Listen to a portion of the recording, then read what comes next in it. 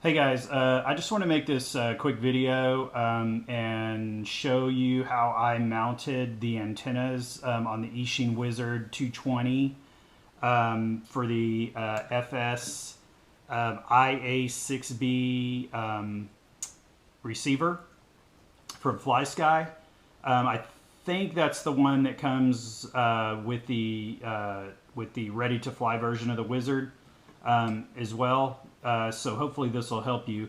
Let me describe why I'm making this video. So originally what I'd done, if you notice these back standoffs here, I originally had taken a zip tie and just run it down this back. I didn't even zip tie it onto the quad. I just ran it down this back post and heat shrinked it onto the back post, and then where it came off up here, I ran the antenna from the receiver up that, and then heat shrink that, and it stayed on great and it worked pretty good until I crashed, obviously. So when I crashed, what happened was, I guess the seal on the heat shrink or whatever wasn't strong enough, and it slipped around. The zip tie slipped around on the post, so it was facing this way, and the antenna, I guess, flipped over into the prop and it cut the antenna off.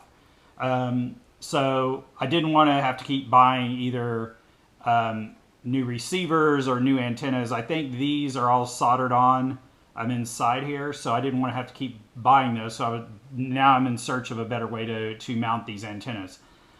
So what I came up with was I kind of just looked at the quad, and just to preface, I looked online for a lot of different tutorials or places where people talked about doing this, and I really couldn't find anything. I looked on forums, I looked on YouTube, I just couldn't find much. So I want to make this video to maybe potentially help somebody else out. So on this bottom plate here, you have this hole. So what I did was I just took the two zip ties and tied them in there, and then I took the zip tie and I used a tiny baby zip tie and tied it around this post, so you kind of get the V shape. And then I took the antenna out of the receiver and just ran it up these zip ties and heat shrink it on. That's pretty much it. It's real sturdy. I don't think you're gonna have to crash pretty hard to get it to flip all the way over into the spinning prop and cut it off, I believe.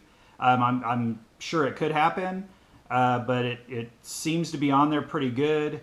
You can adjust these little ones down to pull them back a little more toward the back of the copter, so you get the V shape as you're flying and it's facing kind of towards you if you're flying away from you. But that's pretty much it. And then for me, the other options were to mount them up here somewhere in these holes.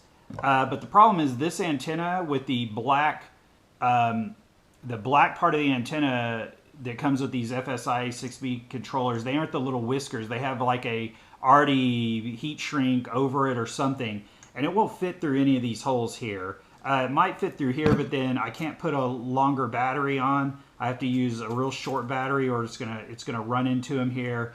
And then I could have mounted them off here to where they kind of stuck out sideways, but since I'm a newer flyer, I want to keep these side plates on that come with it, and you can't do that because this gap is too tight between here and here. There's no way. I don't want to pinch the wire in between it. So that's what I came up with, and let me know your comments, and I hope that helped some of you that were looking and are having the same issue. And subscribe to the channel if you like it. I'll probably be making more videos on stuff that I've done to this that I couldn't find readily accessible on the internet, that, oh, here's an easy way to do it, or here's how you do it. So anyways, that was it. I hope you enjoyed the video. I hope it helps you. Thanks. Bye.